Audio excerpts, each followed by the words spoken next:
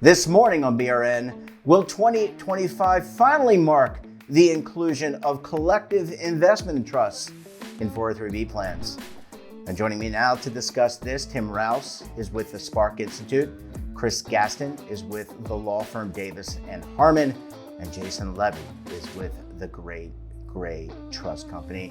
Gentlemen, thanks for joining us on the program this morning. Oh, thanks for having us, Jeff. Good to be with you. Thank you. Yeah, it's great to talk to you. And look, you guys know I love talking about Spark and I love talking about retirement. Chris, I want to start with you because Happy New Year to you and your family. It's a new year, new Congress, new president. So how is the retirement regulatory landscape shaping up for 2025? Yeah, Jeff, great to be with you again. And I think the reality is new Congress, new president, lots of new people coming to Washington, lots of old people leaving Washington. But bipartisanship is going to always be important, and as it's always been for retirement savings issues. If you want to achieve, big retirement savings outcomes, done it in a bipartisan way over the last 30 years. So, I think that's going to be the key for us going forward. And, a lot of the work we've done, Spark members have been involved in, is bipartisan. So, while the majorities are changing, maybe some folks are packing boxes and unpacking boxes, kind of retirement savings remains a bipartisan issue. And I think we're really proud about that. There's still some work to be done on some of our unfinished work. And I think we'll talk more about that this morning. Yeah, and I agree with you. It is probably the last bastion of partisanship is the retirement issue. Chris, before I move on, though, what's the likelihood? There's a lot going on with the Congress this year and the new president. What's the likelihood that important retirement legislation will be passed this year? Because we're going to talk about some of that this morning. Yeah, I mean, I think, I bifurcate that. There's kind of the kind of work we've done over the many years. For example, Secure 2.0, and before that, Pension Protection Act.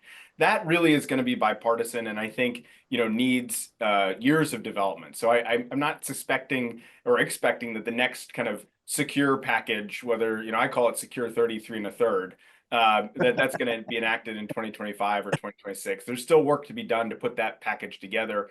Our champions on the Hill on retirement savings have to kind of continue to re-engage on these issues.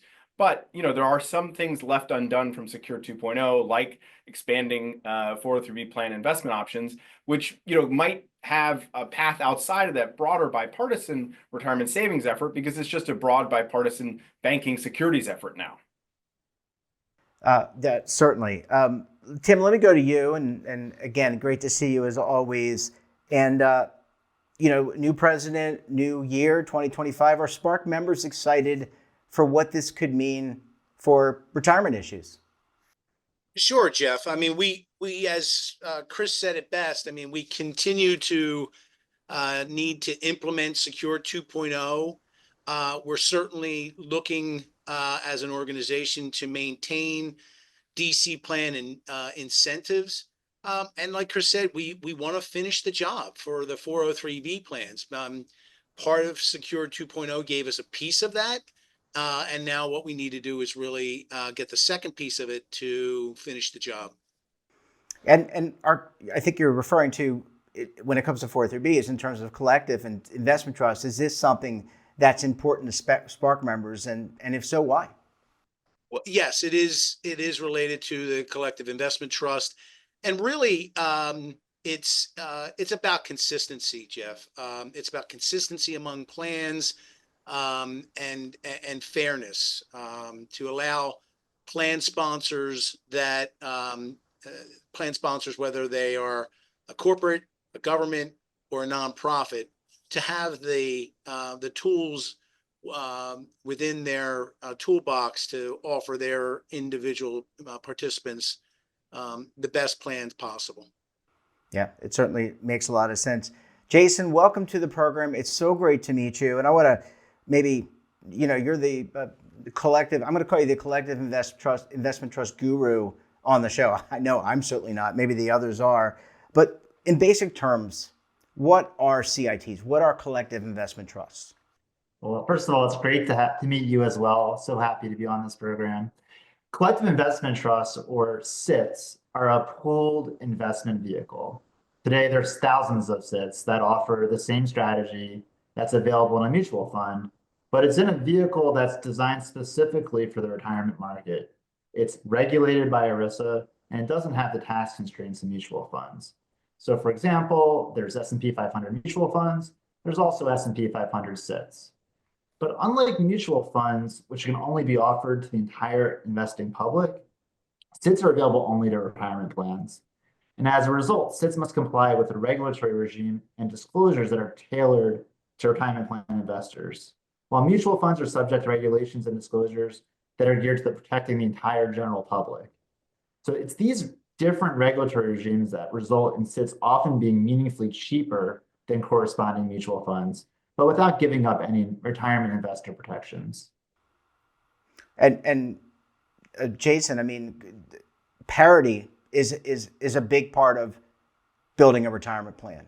Being able to offer, if you have multiple plan types, you want to be able to offer the same types of investments. For an example, if you offer a 401k and a 403b, it makes sense to offer the same types of investment vehicles across both plans.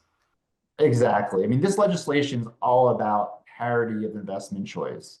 There's just no reason why retirement plans for employees in the education, medical, and other nonprofit sectors shouldn't have the same access to SITs afforded to private sector employees in their 401k plans, to government workers in the 457B plans. And it's that 457B, 403B plan contrast that makes this lack of parity even more stark.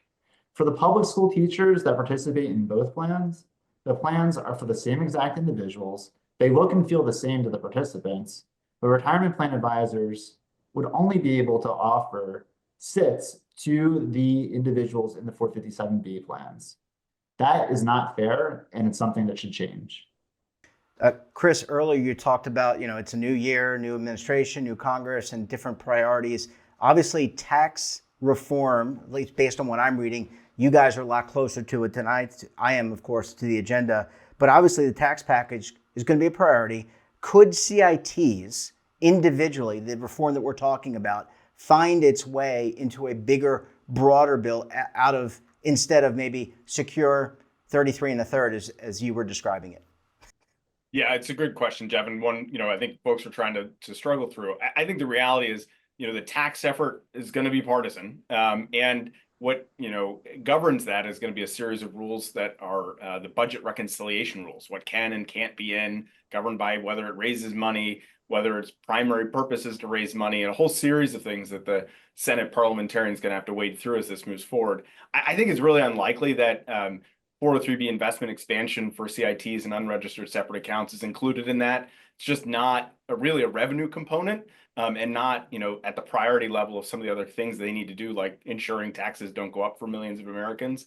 But I think there'll be parallel efforts actually out of the Senate Banking and House Financial Services Committee to work on financial reforms. And that is probably the most likely path for the 403B investment expansion. And I think they're good news. Both House Banking and House Financial Services and Senate Banking Committee have bipartisan support for this provision.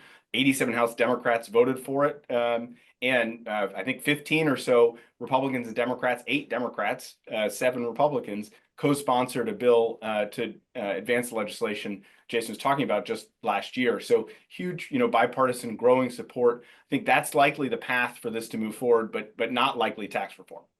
And Jason, just coming back to you for a second, I think you intimated this. Haven't we been close to getting parity in the past? I mean, Chris just mentioned it. There's bipartisan support here. So we've been down this road before. We've got support, or not we, but it's got support. Exactly. Back in December 2022, Congress made clear their desire to give 403B plans access to SITs. They amended the tax law to do so. So all we need is bipartisan legislation that's pending right now to change the securities laws to finish the job. And what do we need to do to get it over the hurdle? Do I need to make a phone call right now to the White House or to the House of Representatives? I'm just kidding. But in seriousness, what do we need to do to kind of get this over the hump? Because it just in a lot of ways makes so much sense. It does. And I mean, I think I'd defer to Chris on the specific strategies, but I would really emphasize that this is common ground, common sense, bipartisan legislation that has broad support across the aisle. there's just no good reason to further delay providing all workplace retirement plans with the access to the same low-cost, transparent, and strictly regulated SIP vehicles that have been available to private sector plans like 401k plans for decades. And Chris, I'll round it out with you because I know Jason brought you up in terms of strategy. What can we do? What can the folks watching the show, the Spark members, participants that may be in 403B plans and say, I want the benefits of that. What can we do? Yeah, I mean, I think it's kind of lobbying 101, continuing to explain a lot of the points that Jason did in terms of the low cost, availability, the lack of problems. They're very successful, very popular investment options in other plans, and the underscore that message of there's no logical reason to not let teachers and nonprofit workers have access to these all investment options that everyone else does, including federal workers in the thrift savings plan. I think the other thing is we need to just continue to get plan sponsors engaged. You know, it's something for us to say we have a great thing and we think people should take advantage. I think, you know, Congress hearing from employers on behalf of their employees that this is a great offering that they'd like to offer.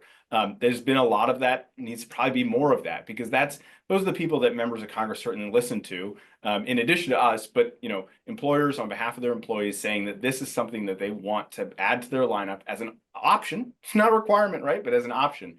That's, I think, a really important message as this year continues. And Tim, I mean, going back to tying it up into a nice bow, there's trillions and trillions of dollars in the U.S. retirement system, and quite a bit in defined contribution plans, which we're talking about this morning. It just makes sense for Spark members, the retirement constituency, to do this. It absolutely does, Jeff, and we would welcome your tush push to get it across the goal line. I like that. You know, coming from a true Eagles fan. Gentlemen, we're going to have to leave it there. Great to see you. Congratulations on all the great work that Spark's going to do in 2025, and we look forward to having you back on the program again very soon. Thanks, Jeff. Thanks, Jeff. Don't forget to subscribe. And don't forget to subscribe to our daily newsletter, The Morning Pulse, for all the news in one place. Details, of course, at our website. And we're back again tomorrow for another edition of BRN. Until then, I'm Jeff Snyder. Stay safe, keep on saving, and don't forget, roll with the changes.